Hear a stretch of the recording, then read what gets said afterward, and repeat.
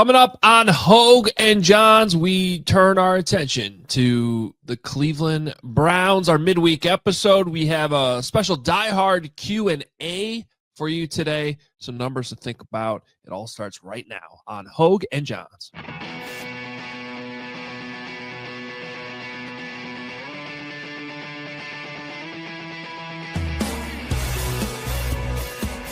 What's up?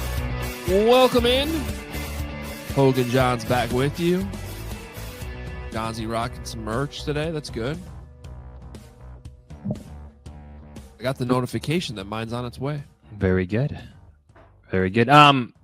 We're getting more and more tweets with the hoodies now entering circulation around the world. So please continue to share them with us. The new Hoge and Jahns hoodies I'm talking about.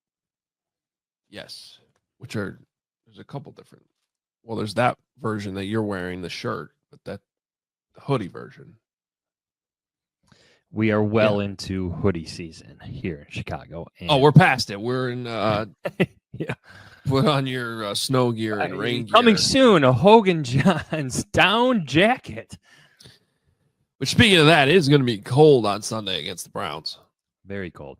Like among the coldest games. See if the sun's out, though, because at least it's a noon game, so that might help a little bit. But, yeah, it looks like it might be like 10 degrees. Wind chill closer to 0. Or worse. Depending on the wind, yeah. Bundle up. Not you. You're fine. You're in the press box. It's still cold. Like, is there still like a draft by your legs in the press box? Not where I sit. Okay. But other parts of the press box, yes, are known for its draftiness. I used to, like, when it was cold, I used to have to wear long underwear because it was just like, and like warm socks because it would just be like freezing by my feet. Needs updates. Maybe a new press box and a new stadium would help. Yeah, I was gonna say maybe just a brand new stadium. Oh, we can dream. Whatever happened to the new stadium? Not anything about it. We are down to how many days are in December? 30-something? We're down to 20-something days of 21 days left to break ground. Shovels in the ground. I think the ground's too frozen now. The ground is very cold. I don't like today would be the day. It's mild. Yesterday was mild. Stuff is melting. But now it's going to freeze again starting tonight. Quick, somebody run over there and just put a shovel in the ground. There's probably a few shovels over there from the demolition left over. Before the weekend, because then it's going to probably just be frozen until 2026. All right. Welcome in. We thought we'd do something a little bit different today and do a diehard Q&A. We've done Q&As before, but we solicited our diehards. You can become a diehard for the opportunity to ask questions sometimes like this. Right now, you can scan that QR code. You can use code JAHNS, Jahns, when you sign up. Get $36 for the whole year. Gets all of our content, including our insider analysis column this morning. And it's just not you and I. It's Pat Norton's coverage. It's Jay Zawoski and the Hawks. Like, there is so much more than just Adam Jahns, but use code Jahns to get access to it all, please. That's right. And like last week, we did a little diehard hangout on Thursday Night Football. Jahns couldn't figure out how to get in there. I got in. Carmen Braggs were yelling at each other. I'm like, okay, I'm out. So you snuck in there and never talked. No, I did talk. Oh, okay. That must have been before I got in. This is before you got in. I answered a few questions. I commented on a few things, and then they kept arguing with each other, and I was out. Fair enough. All right. Yeah. So we have a bunch of questions that were submitted by our diehards. We'll get through this kind of a mailbag type episode. We'll also do our normal Wednesday numbers to think about from our producer, Katie Langen. And then we got to get our asses to Hal's Hall because they moved things up a little bit today. We'll hear from Ben Johnson and Caleb Williams and some players. No practice today, Jahns. That's the difference in the schedules. It's a Wednesday. They're just going to kind of take a mental day. A walk through it. I'm not against that this time of year. Well, at this point, your practice is limited significantly. Right. It's just different. It's not like it was earlier in the season. Yeah, there's only so many padded practices you can have. And actually, this time of year, can you even do anymore? Like every year I have to relook up the rules on that one. Well, it decreases in amount, and Yeah. I think at some point they even cut it off. So, someone might take this as like, oh, they're taking the Browns lightly. They don't need to practice on Wednesday. They've had a pretty tough couple. Yeah, but they are putting in work. Yeah. And they'll have a good practice tomorrow. So I'm not opposed to it. So we'll get all that coverage from Hallis later today. You can always check out our social channels at Adam Hoge, at Adam Jahns, Instagram at Hoge and Jahns, and of course on CHGO. We'll have that all covered for you. All right, should we jump in? Yeah. So real quick, if you're wondering where these questions were solicited, usually in the past we've done this on Twitter or X, but now with our diehards all together in our Discord, this is where the questions are coming from. So if you're curious, you're listening, how do I ask questions? These questions were asked for in our Discord. Yes. And that's not to say we won't do it on Twitter again, but a little bonus opportunity for the diehards, which we appreciate. All right. First question from Jarrell. Johnsy, what changes can Ben Johnson make to his game plans so the offense comes out faster to start games?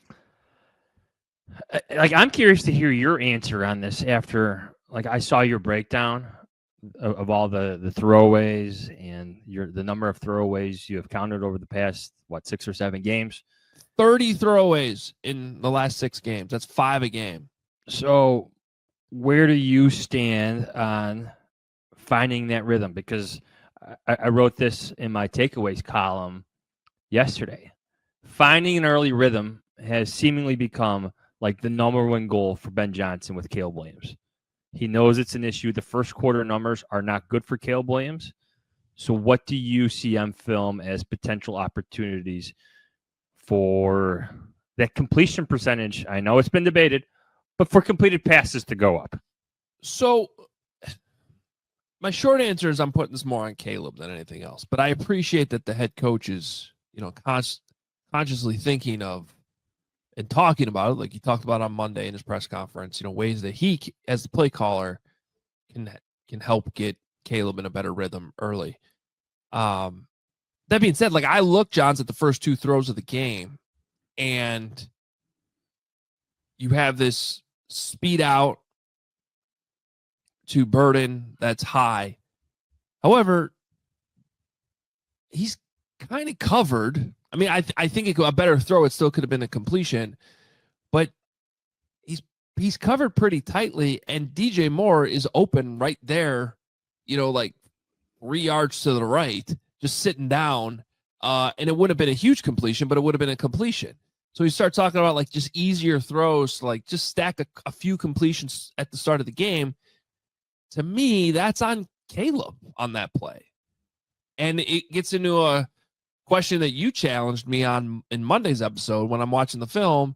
What am I seeing from DJ Moore? Why didn't he get more targets? Why did he only have 1 catch for -4 yards? Well, I think he could have essentially a reverse, like a counter reverse. Yes, it was not even a pass. I mean, it was just a weird play that got blown up because and I think that play is actually a little bit on Ben Johnson because you're asking Ozzie Trapillo on the opposite side of the formation to make a pretty hard block on Carl Brooks, who just comes right through the line and blows it up. But that's a different thing. My point is the first 2 throws could have been completions to DJ Moore. And Ben talked about the second one, which was a dagger concept. That something that Ben Johnson has called frequently this year, and that Caleb Williams has hit a lot this year.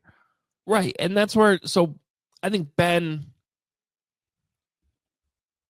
for maybe one of the, not necessarily the first time, but I'll put it this way: we haven't heard, in my opinion, too much of the head coach kind of going out of his way to take some blame off his quarterback. He's challenged his quarterback. He's challenged his players. He's put the blame on himself when he's had to. That was one of the first times where Johns, I'm like, it feels like he's stretching a little bit to take the blame off his QB a little bit. Dude, It's third and 15, dagger concept. You've been running this play all season. I'll speak for myself. I expect a better throw there. And I don't think that his point was essentially, well, maybe that's not the best concept to run so early in the game because it is a harder throw. Sure, but you've been doing it since August. Maybe the time and situation. Yeah. It doesn't exactly help. 3rd and 15 is a tough conversion. But at the same time, it's a concept that's been run since the start of this thing. There were two other options on the play. One was, I think, Burden, a little bit harder, and then there was a check down underneath, but that doesn't get you the first down. Ben said he was okay with the decision. I'm okay with the decision. Just needs a better throw. So,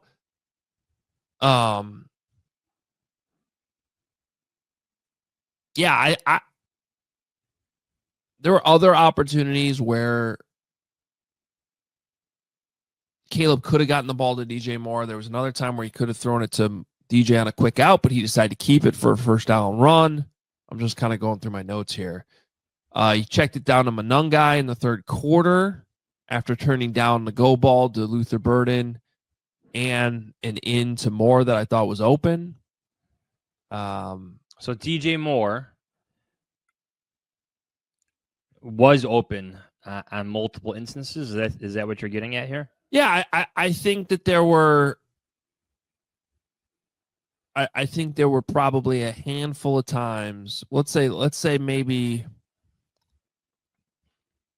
I can see at least 3 right here, obviously, in my notes. So maybe 3 or 4 times that Moore was open where he went somewhere else with the ball. There were a couple manufactured touches. Obviously, that didn't work. You had the blown up screen. You had the -4 little flipperoo. And then I think also we got to fairly factor in the part of this, Jahns, which is Rome Odunze's out. If you're Jeff Hafley in the Packers defense, where are you turning your attention to? So they took him away some as well. It was kind of all of the above. So this has kind of turned into a DJ Moore answer to your question, but can I just read something from Ben Johnson yesterday or Monday on DJ Moore? This is his evaluation of Moore's game against the Packers.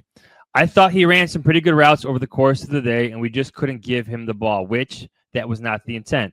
I thought going into this game, we might have had more for him than any other player in the offense.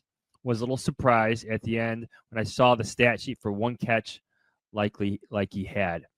So obviously he was part of the game plan. So DJ Moore is on pace for statistically the worst season of his career. He is averaging 3 catches and 38.3 yards per game this season, according to Pro Football Reference. Those are both career lows. Yeah. It's not good. It's not good. But I think it's a little bit. It's a boring answer. I know. I just think it's a little bit of everything. I think that there's also probably been some times where maybe Ben has been a little bit surprised on how to use DJ. I think sometimes the routes haven't been, 100% crisp or 100% effort. I did not see that a lot in this game, though. I think Moore was open sometimes. I think the manufactured touches didn't really work. And I think the Packers did a decent job of taking him away with Rome Odunze out. And I think so. And in this particular week, I think that's just kind of how it all fell. And you give the Packers credit. But when you zoom out, you bring up the numbers that you just brought up on this whole season. I mean, that cannot be dismissed. I think that brings up a significant off-season conversation about the future. Whether that's he's on the team and how to make him DJ Moore, more productive, or is that somebody that you end up moving on from?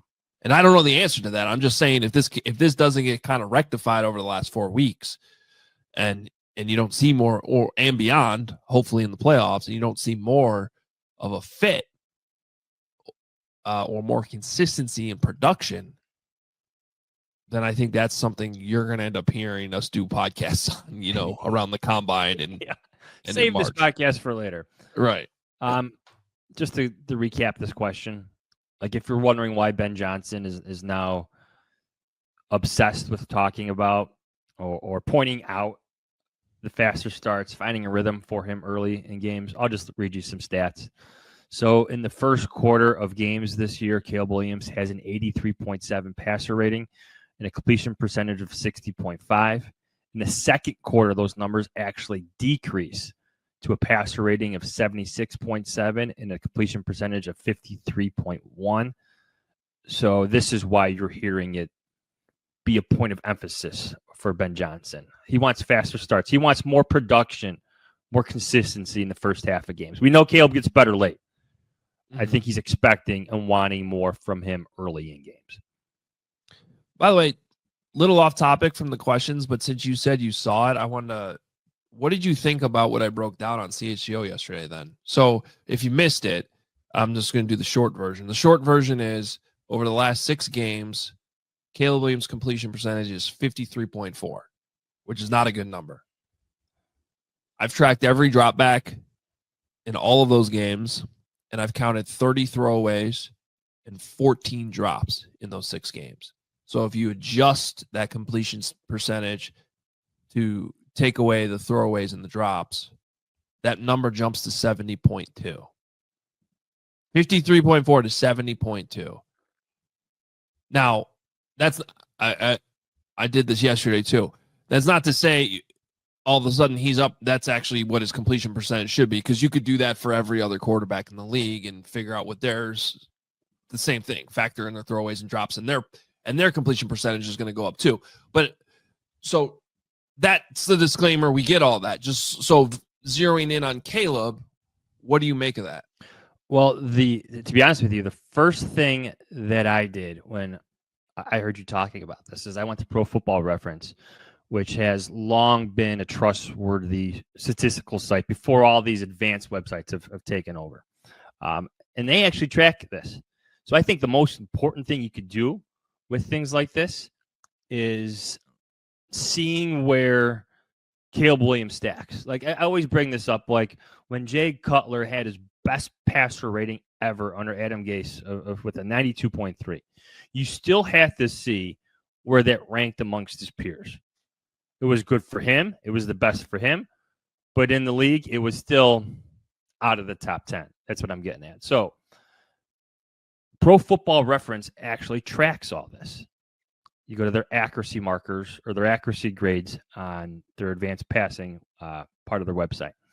So in terms of throwaways this season, Caleb Williams has the second most throwaways this year, trailing only rookie quarterback Cam Ward for the Tennessee Titans.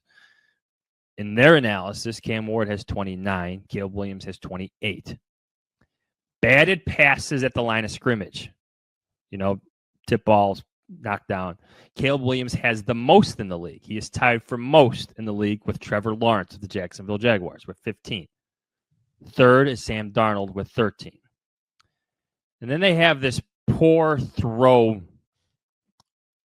bad throw listing. Okay.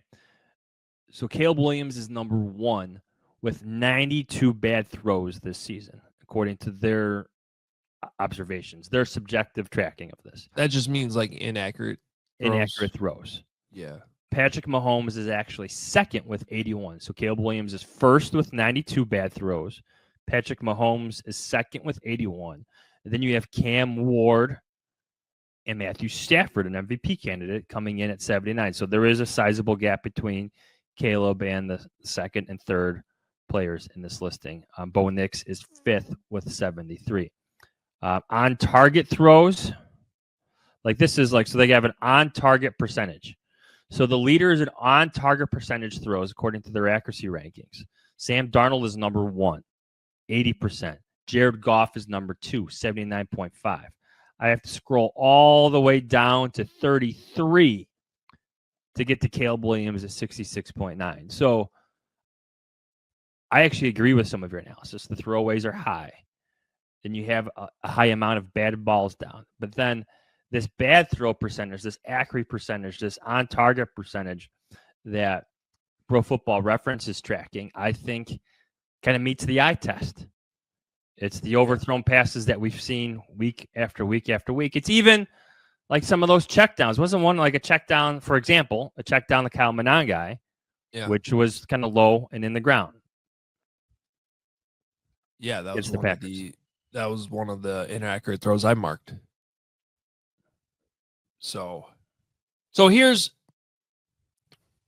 first of all, this is all pretty subjective. I think the advantage that we have versus whoever's doing this for Pro Football Focus is I go in that locker room every week and try to get answers on some of the questionable ones. Right? Is this guy in the right spot? Some of these, like with Luther Burden the last couple weeks. Is Caleb throwing the ball at? Is that actually an accurate throw and Burden's not where he's supposed to be? Right? Like that's where. Well, there's one where he stops his route and Caleb throws like he's continuing his route. Right. Now, so I think everything in there that you just said pretty much checks out. My accuracy score is a little bit different, but I've also only been tracking this since the Ravens game on, not the whole season.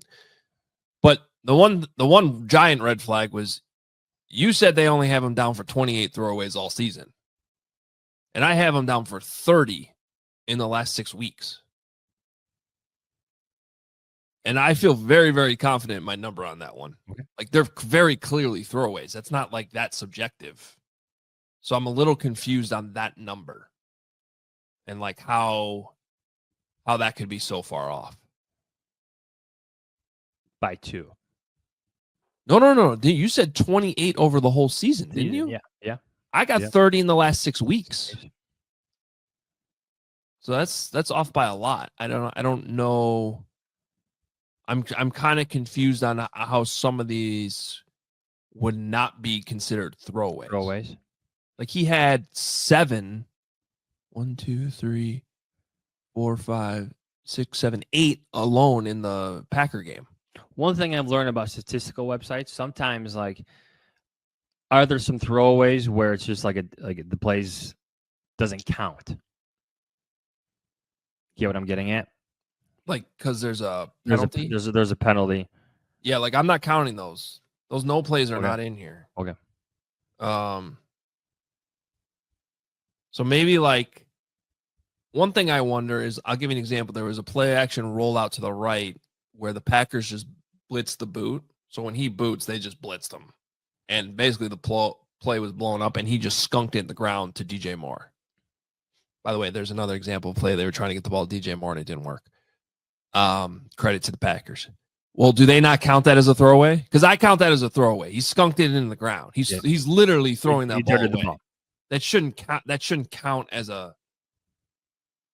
just a bad throw or something like that. So that's where I don't know. I that number from Pro Football Focus on the amount of throwaways. Pro Football Reference. Sorry. Let me give you before we move on. I know we get kind of caught on this.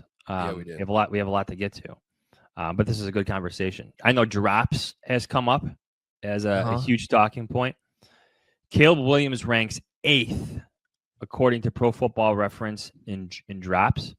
There are 7 quarterbacks with more drops this season. Trevor Lawrence with a whopping 38 drops. Bo Nix 33 drops. Patrick Mahomes, we know that's an issue in Kansas City, 25 drops. Justin Herbert, 21. Dak Prescott, 21. Then you have Cam Ward, Joe Flacco before you get to Caleb Williams. So he is top 10 drops. Caleb have? 18. He is 18 drops. He is tied with Baker Mayfield. 2 more than Jared Goff. See, that's another little discrepancy. I got him for 15 since the Ravens game.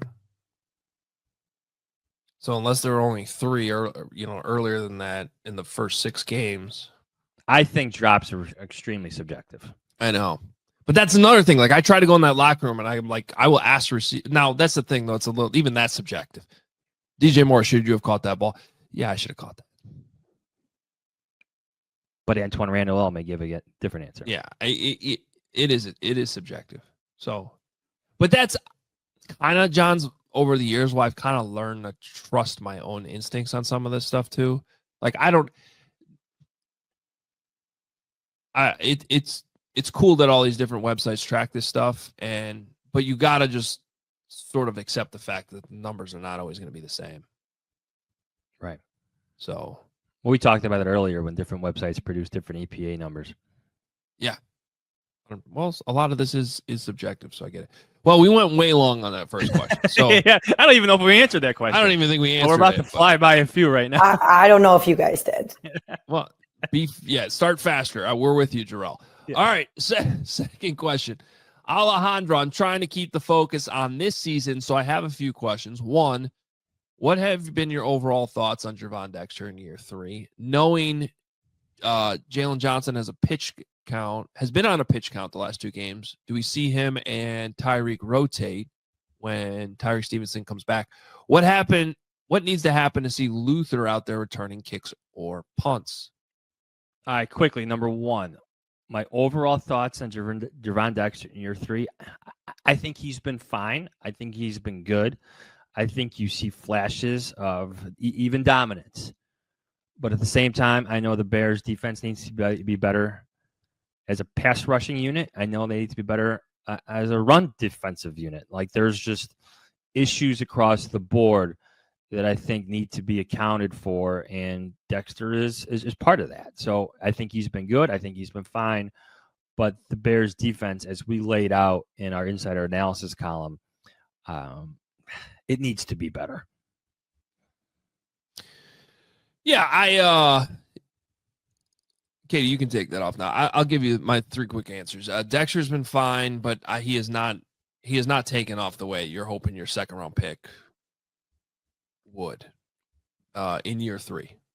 So I think we're kind of getting our answer on that in terms of like, hey, is this somebody who's going to earn a second contract going into year 4? I don't think we're there yet.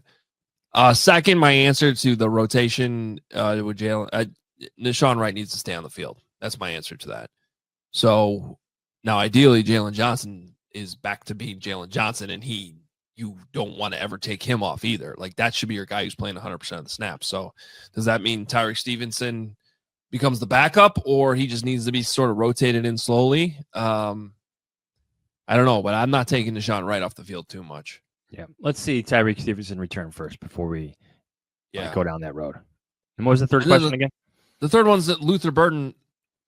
What needs to happen to see him out there returning kicks or punts? Like, at this point, not to give you a weird answer, what needs to happen is Devin Duvernay needs to get hurt. But that's the answer. I mean, I've been talking about this since August about how I want to see Luther Burden get opportunities to return punts. He looked like a very natural punt catcher, which is a thing. Now, that was August. We haven't been able to watch special teams practice since then. So I don't know if he's dropping the ball. I don't know if they don't trust him to read his blocks on kick returns. But they obviously trust Devin Duvernay more. And I can vibe with that, because as much as I want to see Luther Burden get the opportunity and think he can be a little bit more explosive with the ball in his hands, the first thing when it comes, ask any special teams coach, the first thing that matters when you're trying to figure out who your returner is ball security. Who do you trust to catch the ball first? So now, I did not see any of those issues with Luther Burden back in training camp, but I thought I watched it pretty closely. But that doesn't mean that they haven't popped up. I don't know that, but when we're consistently asking these questions over the course of a season, why doesn't this guy play more? Why doesn't this guy play more? Well, they're telling you with the playing time. I like to see him more on kickoff returns. Same. He was in there, then Josh Blackwell replaced him. Maybe we get to a point where Burden replaces Blackwell again. Yeah. I'd like to see him out there on punt returns. Maybe try him once or twice. I don't know. If you need a spark. Yeah. I can tell you he's on the depth chart. Like, he does practice it. He's in both of them. So just, I'm with you on the question, though. Next question. Carm Sweet Bippy. Is there anything you'd like to see Dennis Allen do more to help generate more pressure? Stunts, disguises, etc.? Well, he's trying a lot, isn't he, Johns? I think he's done like all that. All that. Yeah, let me pull up the pass rushing numbers real quick. Let's see if I could give you a better answer on this. So Dennis Allen's blitz percentage, 28 per point, 28 per. Oh, sorry, blitz percentage of 28%. There are 1, 2, 3, 4, 5, 6, 7. Only 7 teams with a higher blitz percentage at this point in the season. Obviously, the Vikings, you have the Falcons, you have the Chiefs, obviously the Steelers, Dolphins, Browns, and Buccaneers. And then you have the Chicago Bears at 28%. I don't know what I think Dennis Allen has done a kind of a great job given what his circumstances have been this year with all the injuries. On all 3 levels, we're talking Diehard Angbo, Tremaine Edmonds, TJ Edwards, Jalen Johnson, Tyreek Stevenson now. Like, there's been a lot of injuries to get through, and this defense it's hung in there.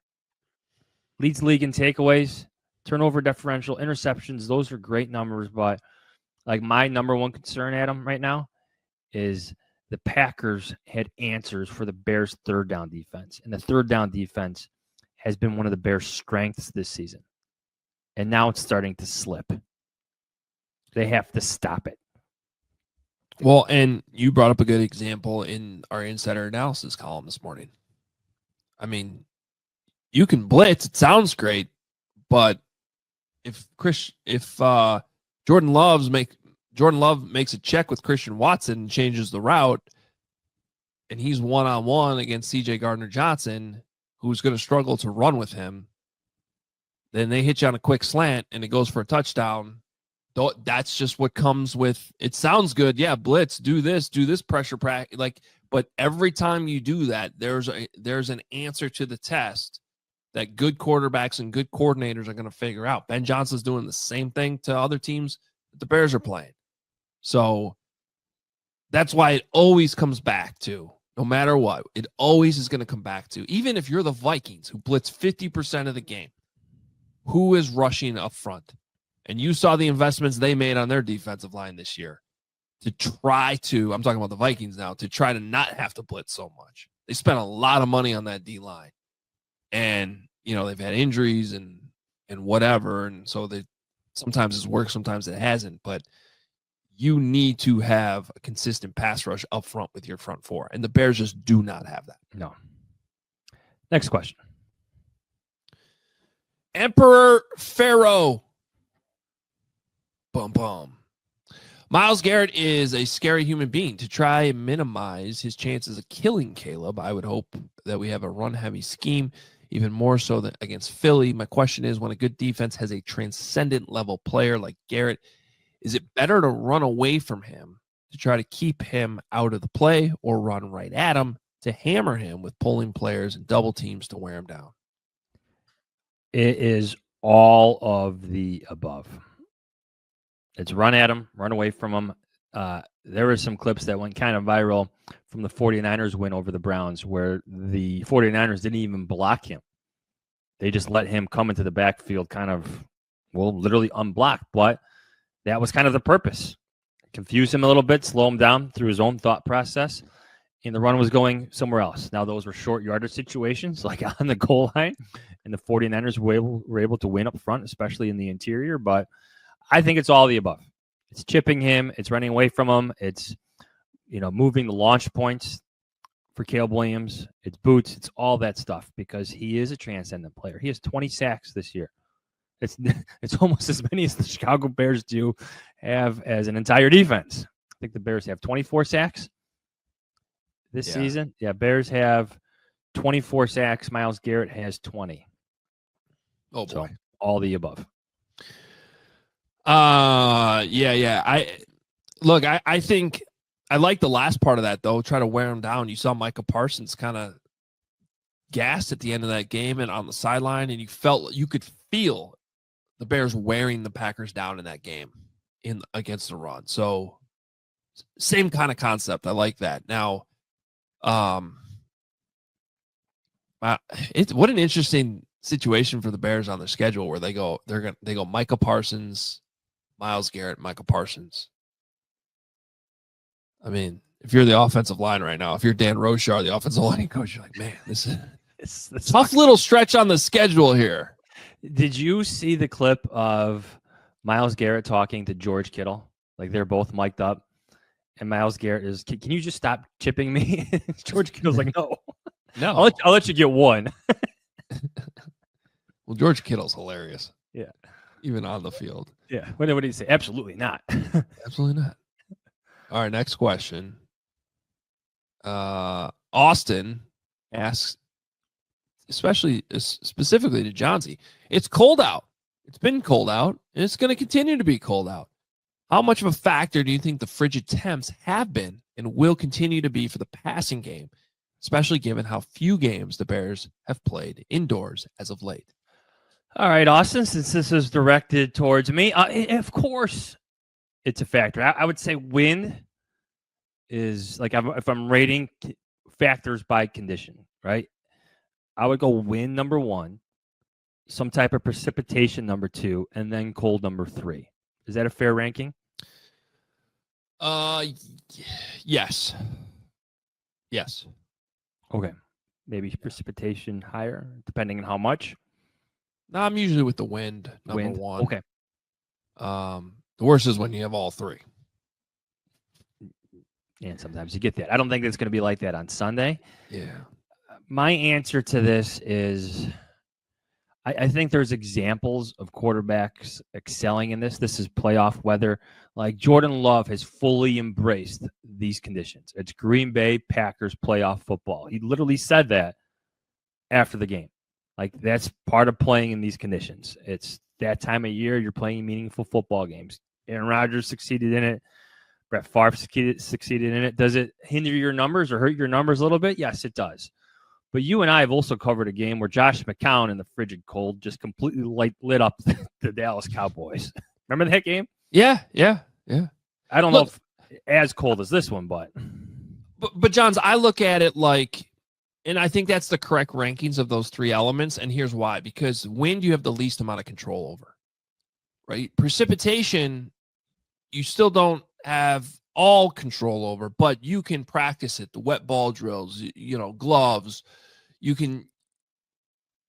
That's not to stop a ball from squirting out at some point. Anyway, it's going to be a factor, but you have a little bit more. You have more control over it than the wind. The cold, I feel like you have the most control over because you can literally train your body to get used to it. You can practice in it. You can just look. And we're Midwest people who grew up with these winters. Like we're tougher when it comes to the cold than people that grew up in Florida. Like that's just part of it. Like your body, literally your body temperature, you adapt as human beings to it. Yeah. So, and I think Jared Goff is a perfect example of this, by the way, because we saw him come to Soldier Field with the Rams in 2018 and looked like he wanted to have nothing to do with it. And when he first got to Detroit, that was the storyline. They're an indoor team. And it was like, oh, Jared Goff in the cold. Remember all that? Jared Goff in the cold. And he flipped that because he lives in Michigan now. They might play inside, but they practice outside when they need to. When they go to Chicago, when they go to Green Bay, they can still practice in it. And he's eventually, in the time he's been in Detroit, gotten much better, where that's not as much of a storyline anymore. So I think that's a really good example of it. So Jordan Love's embraced it. Caleb Williams, he didn't exactly grow up, Jared Goff grew up in California. Caleb Williams did. I mean, he's at least somewhat dealt with elements and chillier temperatures before he got to USC at least. So I think it's something Caleb's just continuing to, I don't think it's a big problem. And I think the more and more experience he gets in it, it's going to be something that he embraces and becomes something that the Bears have an advantage until they build that stadium in 20 years. You have to embrace it. You want to play meaningful football games in the city of Chicago. This is it. The weather's going to be a factor. It's going to be cold. You have to deal with it and find a way to succeed. Yeah. Good question, though. All right. Let's fire through these last few ones because we are way late for our first break. Bro Delicious. Of course, Ben Johnson isn't going to go into too much detail when answering questions in press conferences, but when he says he believes that Caleb is about to turn a corner and that the best is yet to come, what is it that he sees from prior experience or in practices not open to the public that gives him confidence that his biggest struggles can be fixed? Will there be some things that just won't be able to get a major overhaul until next offseason? You've been really big on, I'm preaching next year it has to click. Next year it should click. Maybe I've been a little bit more impatient than you, but I do see signs of the breaking out. To me, like I think Ben Johnson has gone into detail on a lot of things with us. So when he says he's managing the game well, his decision making is good. Like to me, there's where the confidence comes that a breakthrough is coming. Like those good decisions, those good reads, hopefully will eventually turn into completions, chunk yardage plays, explosive plays. Like they're there. We see it on film. It's just turning those good decisions into actual success on the field. Right. And I think a lot of that is, to bring this conversation kind of full circle, going back to the throwaways and the drops and some of the schematic stuff. Like I think you can point to some things, and Ben Johnson's pointing to some things that are either on him or the receivers or other things that are not Caleb, that I'm sure he feels like, man, if we can tighten some of this stuff up, this thing's going to start to take off even this season. When I say I think it's going to click more next year, to me, that's more of like the Caleb. What does he do in the offseason to work on his footwork or be more consistent to fix some of the accuracy issues? I think he just has too much talent, and it hasn't been something that, look, if he was an inaccurate quarterback from the time he was 10 years old, I'd be worried that he's never going to turn the corner on that. Do I ever think he's going to be a guy consistently throwing 70% completion? Probably not. Probably not. But I do think there are a lot of similarities between what Jared Goff was earlier in his career and what he became and changed under Ben Johnson's tutelage. I'm talking under center, play action, some of the things that we have literally watched. If you're watching closely, Caleb Williams make major, major strides this season doing. That you give him another offseason to kind of tighten all this stuff up a little bit. Remember, he got the job in January, but they didn't really get on the field until May, April, whatever. And whatever they're able to do behind the scenes, whether it's playbook or phone calls or, there's a limit to it before that. The difference between this year during that time period and last year is the T word, trust. They weren't able to develop that trust until they got out there and did it this year. And now they have that. So year 2 of Ben and Caleb together is why I think it should really click next year.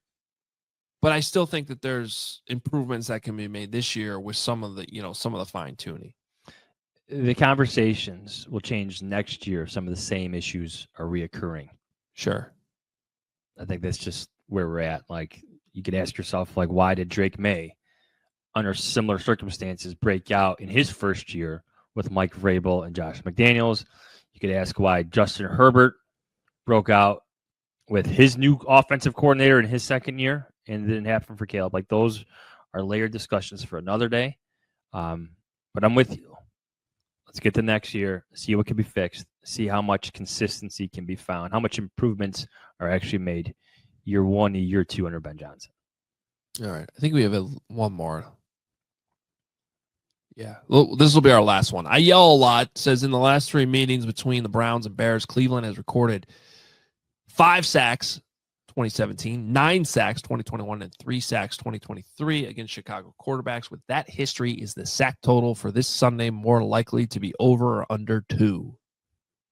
Like, I wouldn't be surprised if the Browns get 3 sacks on Caleb Williams, but it does maybe the overall impact of those sacks isn't really felt. Maybe one's like on a scramble and he's pushed out of bounds. Maybe one, they get him right before he crosses the line of scrimmage on another scramble.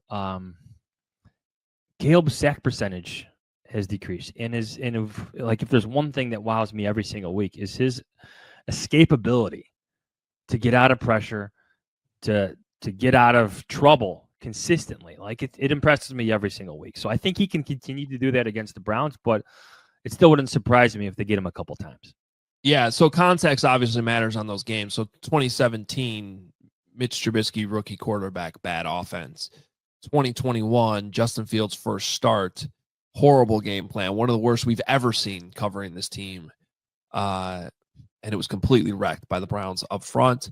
And then 2023 would have been Justin again. I don't really fully remember. Justin total Fields has a high sack, right? Yeah, and that was only 3, so that number was a little bit lower. So, yeah, I think you trust the coaching here. You trust Caleb's ability to avoid the sacks much better. All that being said, 2 seems like a reasonable. Like if they come out of the game and they give up 2 sacks, you'd be like, okay, not the end of the world. But yeah, if it starts piling up beyond that, you would be worried. All right, good stuff. Appreciate all the questions. We do have to take our first time out here, and we have some numbers to think about coming up next. But first, Johnsy, 1 touchdown can change everything. The crowd, the momentum, the game itself, it never gets old. You can feel that same rush with DraftKings Sportsbook, an official sports betting partner of the NFL. And if you happen to be in Missouri right now, listen up, because DraftKings Sportsbook is now live in the Show Me State. The best part is new customers bet just $5, and if your bet wins, you get $200 in bonus bets instantly. So download the DraftKings Sportsbook app. Use code Hoge and Jahns. That's code Hoge and Jahns. Bet just $5. You'll get $200 in bonus bets if your bet wins. Gambling problem? Call 1-800-GAMBLER. In New York, call 877-8-HOPE-NY or text HOPE-NY at 467-369. In Connecticut, help is available for problem gambling. Call 888-789-7777 or visit ccpg.org. Please play responsibly. On behalf of Boot Hill Casino and Resort in Kansas, pass-through of per-wager tax may apply in Illinois. 21 and over. Age and eligibility varies by jurisdiction. Void in Ontario. Restrictions apply. Bet must win to receive bonus bets which expire in 7 days. Minimum odds required. For additional terms or responsible gaming resources, see dkng.co/audio. Limited time offer. And Adam, I want to tell you about Brunt's best-selling Marin's work boots. I mean, just look outside. It's wet, slushy, boots. dirty. Yeah. You need boots. Yes. Marin's are these Brunt best-selling Marin work boots. They're built for everything. The job sites, they're completely waterproof. Whether it's rain, mud, or standing water, your feet stay dry. From oily workshop floors to muddy farm fields and everywhere in between, including Bears games, the Marin soft toe is built for workers for everything, even Bears fans. So consider it. I'm telling you, with temps dropping and the holidays coming up, it's time to treat yourself or the hardworking man in your life to real comfort. Skip the throwaway gifts and get him something built to last. Brunt Workwear. Our listeners get $10 off their entire order with code CHGO at checkout. That's bruntworkwear.com and use code CHGO. Order today and let them know you heard it here on the show. Your numbers to think about this week are presented by Upside. You can download the free Upside app right now. Use promo code Chicago, and you'll get an extra 25 cents back for every gallon on your first tank. Katie, all right, our producer, will jump in here with numbers to think about. Yeah, 2 stats today, both courtesy of Next Gen Stats. So after recording a 35.7% success rate and 0 explosive plays in the first half, the Bears recorded a 62.5% success rate and 5 explosive plays in the second half of the Week 14 matchup against the Packers. Did you hear Ben Johnson's answer to the question about what adjustments he made against the Packers? I mean, I must have, because I listened to everything, but what remind me so you missed specifically on this? He said no. He didn't make adjustments. We didn't do anything different. We just executed better. I like that answer. And truthfully, like, I didn't see any major adjustments in terms of what the Bears did in the first half, the second half. I thought you just saw the offensive line start to wear down the Packers' defensive line, especially during the 17-play scoring drive that ate up like nearly 9 minutes of clock. So I'm with Ben Johnson on this. The Bears just played better in the second half. Good. Sometimes you just need to do that. It was very interesting how much they leaned on the boot. Like a lot of boots in that game. So, and I don't think, like, I was listening to something yesterday that was like, oh no, are they dumbing down the offense like they used to do with Mitch Trubisky? No, I think that was just like, they've been doing that all season with those play action boots. And I think it just, for whatever reason, the matchup, they did it more and more and more in that game. I know why they did it. His name is Micah Parsons. That too. You see, Micah was like, I didn't let Caleb get out to the edge on me once. He was like bragging about it. Wait. Did he not? Wasn't Micah Parsons like in front of Caleb Williams on that touchdown pass to Olamide Zaccheaus? Right, but his point is he didn't lose the edge to him. Okay. Like he didn't let him get outside and like scramble for 20 yards, whatever. I think. Technically, he's right. There might have been one he got away, but he to his point, there were a couple times where most guys Caleb Williams wins to the edge, and Micah's good. Like, I wouldn't be surprised if we saw. Yeah, I wouldn't be surprised if we saw more boots, just play action to change those launch points against Myles Garrett. Yeah. Okay. Next one, Katie. All right. Since week 9, Kyle Monangai has totaled 154 rushing yards before contact, third most in the NFL during that span. And when there is contact, there is broken helmets. Yeah. Well, what Katie just read there, that's an offensive line stat. Yep. The yards before contact. That is, things are getting blocked up. And you have room to move forward without being touched. So that's great. Which brings us to our next. This isn't so much a stat as much as it was a graph from our guy Ben Baldwin. But the Bears have been really, their offensive line being put in the conversation amongst the best in the league. And there's a graph that Ben Baldwin put out with the run blocking, like basically the run blocking on the x-axis and the pass protection on the y-axis. So you want to be, in the upper right hand, and the Bears are up there with the Broncos, Bills, Rams, and actually the Falcons creep into the top tier. But really, your 4 best offensive lines based on run blocking and pass blocking composite ratings are the Broncos, Bills, Bears, and Rams. The best part of that graphic is how he's got to describe each tier, right? So the tier that the Bears are in, the part of the graph that the Bears are in, it's good. It's just says the word good. And right underneath there, good. The word good. Well, one quadrant is you're logo. better at pass pro. One quadrant is you're better at run blocking. One is you're just bad. And then the other one is you're good. The Bears are good. Bears are right there. The logo is right underneath the word good.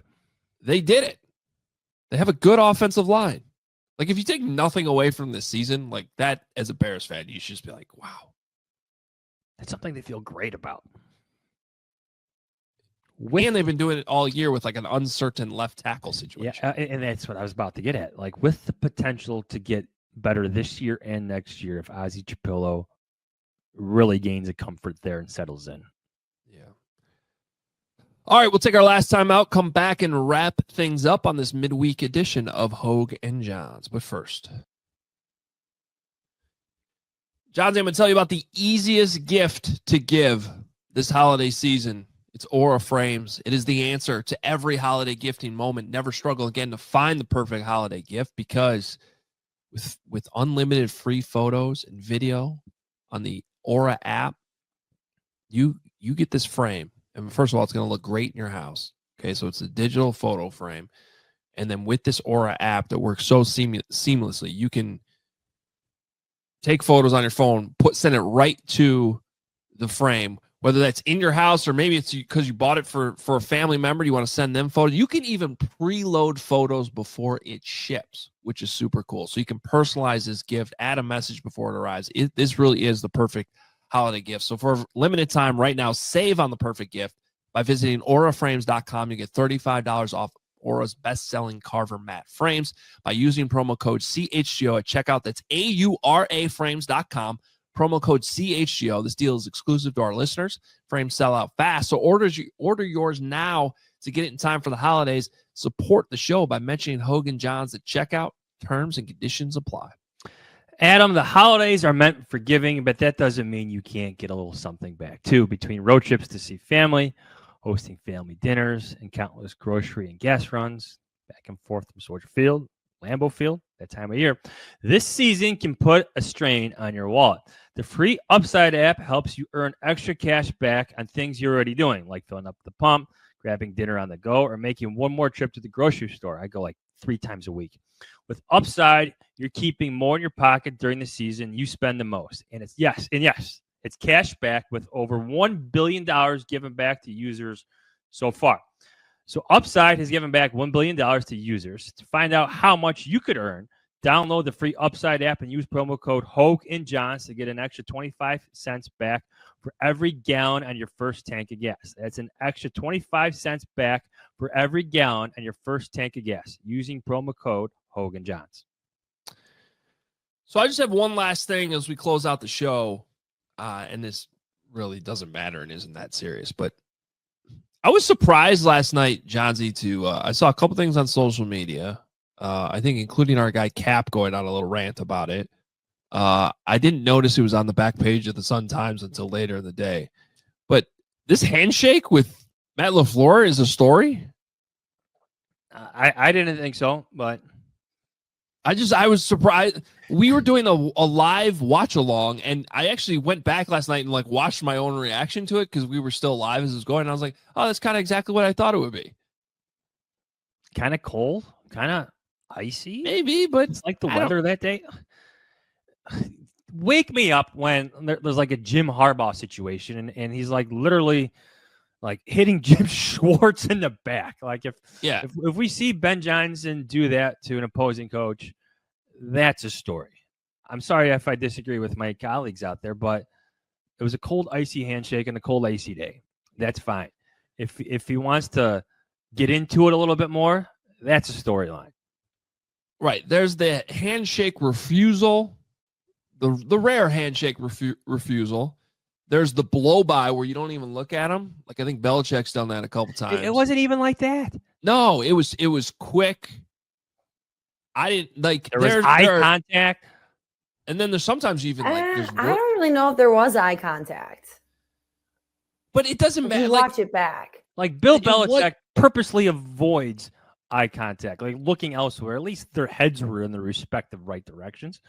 Like there are clear-cut, obvious, disrespectful handshakes, and that was not one of them. No, it wasn't. And as I tweeted last night with the Ari Gold gif, like what do you think they were just gonna like embrace and be like, let's hug it out, bitch, you know, like from Entourage? Yeah, I know what you're talking about. Like they weren't gonna do that. What did people expect? That's exactly what I quick handshake.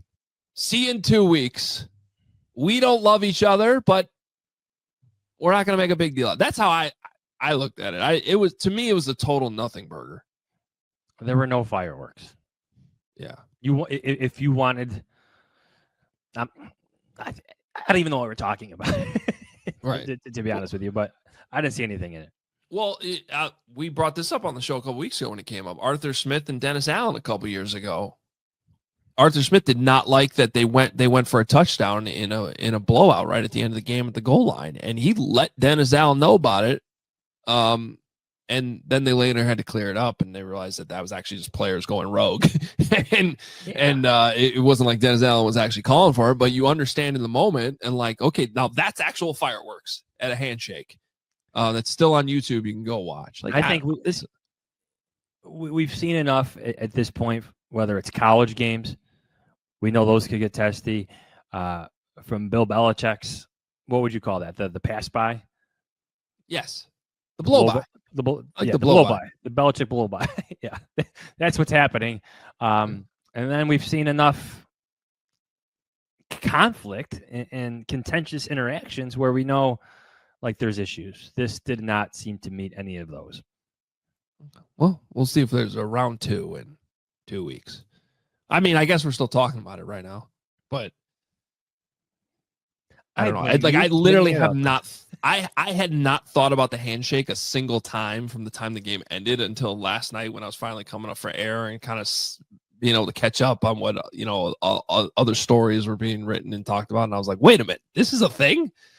So whatever, that's cool. It's fun. Football's fun. It's supposed to be fun. All right, we got to get out of here. We got to get over to House Hall. Ben Johnson's talking today. We're back into the the normal work week. We'll see who's healthy, who's not, and we'll come back Friday to put it all together. Bears and Browns preview episode coming your way on Friday. Please hit the like button or subscribe on YouTube on your way out if you haven't already. We got new hats that are up in the CHGO merch store right now, so go check that out, allchgo.com. You can also do store.allcitynetwork.com. You'll find it. It's all up there. Plus the Hoge and Jahns collection is there for you. So a lot of great things if you're looking for holiday gifts for sports fans, Chicago sports fans here. Get on it now. It's December 10th. Running out of time. Please rate and review the pod. Appreciate each and every one of you. We'll talk to you on Friday.